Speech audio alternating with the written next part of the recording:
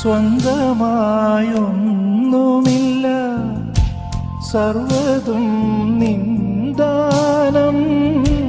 സ്വസ്ഥമായുറങ്ങിടാം, സമ്പത്തിൽ മയങ്ങാതെ.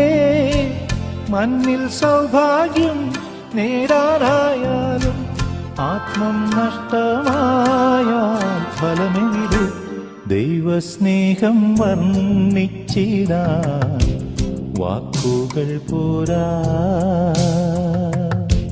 നന്ദി ചൊല്ലി തീർക്കുവാനീ ജീവിതം പോരാ.